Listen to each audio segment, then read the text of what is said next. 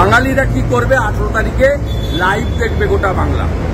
Supreme কোর্টে কিভাবে কপিল সিব্বলকে দিয়ে জাস্টিস যাতে না পায়, আমাদের অভয়া বলুন, তিলোত্তমা বলুন, কাদম্বিনী বলুন, আফটার অল আমাদের বাড়ির মেয়ে, আমাদের বোন। মানুষ দেখেছে কিভাবে কপিল সিব্বল সহ কোটি টাকা দিয়ে লয়ার নামিয়ে মুখ্যমন্ত্রী যাতে জাস্টিস না পায় সেই ব্যবস্থা তিনি করছেন। উনি নির্লজ্জ বলেই বলছেন যে বিচার পরে হবে, উৎসবে ফিরুন। আর আমরা যারা হিন্দু উৎসব করি না, আমরা পুজো করি। উনি পুজোকে পশ্চিমবাংলায় উৎসবে পরিণত করতে চান। যারা আমরা প্রকৃত সনাতন হিন্দু, তারা অষ্টমীর দিন সংকল্প রাখি এবং পুষ্পাঞ্জলি দেওয়ার পরে তারপরে আমরা আমাদের যে কর্ম করি।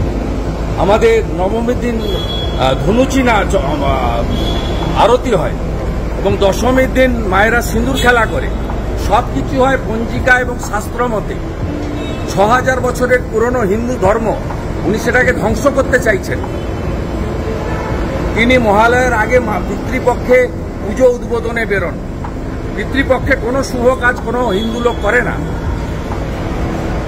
পিতৃপক্ষে বাবা মা যাদের গত হয়েছে তারা গয়ায় গিয়ে পিণ্ডদান করে।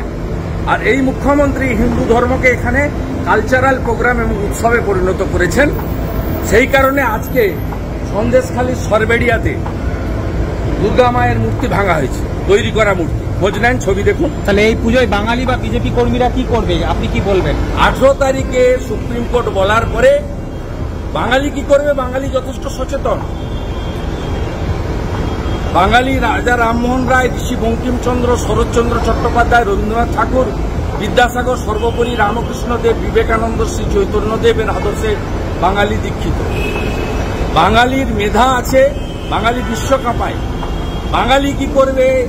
এই নিম্ন মেধার অশিক্ষিত মুখ্যমন্ত্রীকে ঠিক করার দরকার।